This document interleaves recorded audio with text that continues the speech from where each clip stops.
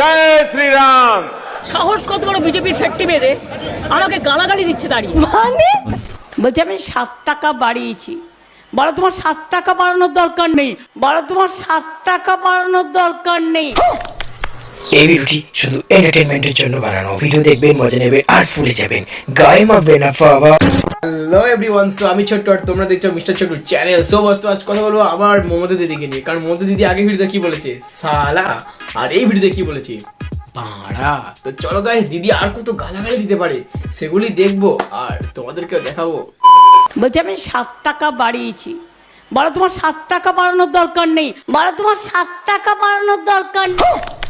বাংলার মুখ্যমন্ত্রী, মাননীয় মুখ্যমন্ত্রী, যার মুখে নাকি এসব ভাষা, বলো তোমার 7 টাকা বাড়ানোর দরকার নেই। তাকে সবাই আবার ঠাম্মা, পিসি, দিদি, ঠাম্মি, দিদুন অনেক কিছু বলে। হ্যাঁ, সো আমি বলতে চাই কি, দিদি তোমার মুখের ভাষাটা একটু সামলাও।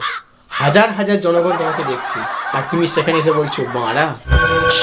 মাননীয় মুখ্যমন্ত্রীকে যারা তোমরা পিসি বলো, ঠাম্মি বলো, দিদি বলো, তাদের তো ঠিক এটা লাগার দরকার। লজ্জা লজ্জা লজ্জা। দিদি নিজেই হাজার হাজার মাইকের সামনে এসে, অন ক্যামেরার সামনে এসে খিস্তি দিয়ে যাচ্ছে, আবার কি বলছে বিরুদ্ধ পার্টিকে বলছে ওরা নাকি এসে গালাগালি দিয়ে যাচ্ছে। মনে রাখবেন, অন্য জায়গায় কেউ প্রতিবাদ করতে পারে না, প্রতিবাদটা আমি করি বলে সবচেয়ে বেশি রাগ হচ্ছে আমার ওপরে। আচ্ছা, তাই আমাদের এখানে রোজ এসে গালাগালি দিয়ে যায়। আচ্ছা। মাননীয় মুখ্যমন্ত্রী হাজার হাজার মাইকের সামনে এসে একটা কথা বলছে কি, নাকি তাকে গালাগালি করে যায় কে না প্রাইম মিনিস্টার, নরেন্দ্র মোদী।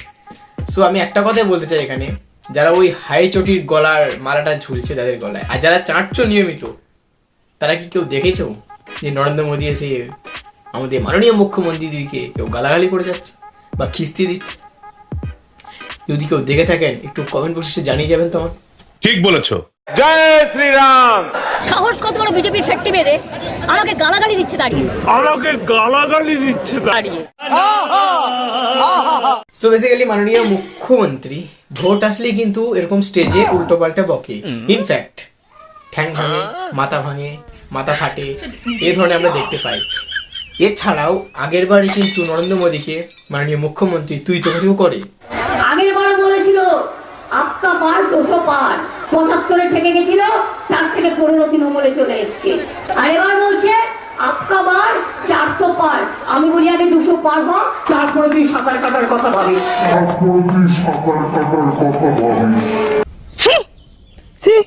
আর কাকিমা কি বলে কোনো লাভ আছে? কোনো লাভ নেই, ওদের ব্যাপার ওদের সামলাতে দাও। ইনফ্যাক্ট আমি একটা কথা ভাবছি, আমাদের প্রাইম মিনিস্টার কি মাননীয় মুখ্যমন্ত্রী তুই বলতে পারে না, জানি আর কি কি হতে পারে।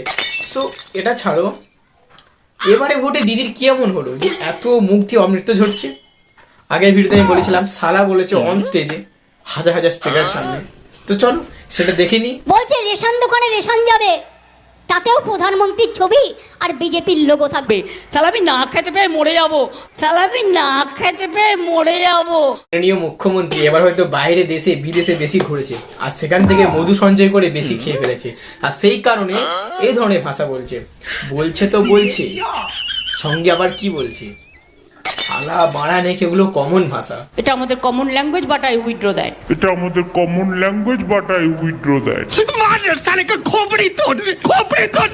দিদি তুমি একটু দেশ দেশে বেশি মধু খেয়ে ফেলেছো, সো তার কারণে তুমি ডিরেক্টলি নরেন্দ্র মোদীকে এইভাবে গালাগালি দেবে? বলছি আমি 7 টাকা বাড়িয়েছি, বলো তোমার 7 টাকা বাড়ানোর দরকার। দিদি আমাদের প্রাইম মিনিস্টারকে এই ধরনের গালাগালি দিচ্ছে, দেওয়ার পরে আবার স্পিড ফ্ল্যাশব্যাকে ঘুরে এই টোনে কথা বলছে। আমি বাজে কথা কম বলি, মিথ্যে কথা কম বলি, কম বলি মানে বলি না।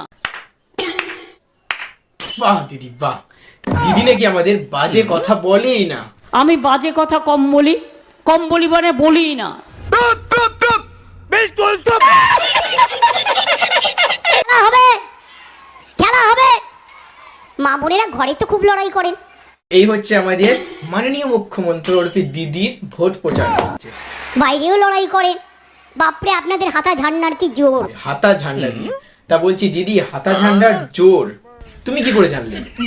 কোনদিন কি খেয়েছো নাকি? না মানে চোখ দিয়ে দেখলে তো আর বোঝা যায় না, খেলে বোঝা যায়। সো আমি সেটাই অনুমান করে বললাম, এক্সট্রিমলি সরি। আমার ভুল হয়েছে, ক্ষমা করে দেন। देवा उठा ले रे बाबा। মনে রাখবেন, মোদি যদি আবার আসে দেশে স্বাধীনতা থাকবে না, তাহলে কি থাকবে দিদি? গণতন্ত্র থাকবে না, আচ্ছা সংবিধান থাকবে না। তা না থাক, তা বলছি দিদি তুমি থাকবে তো?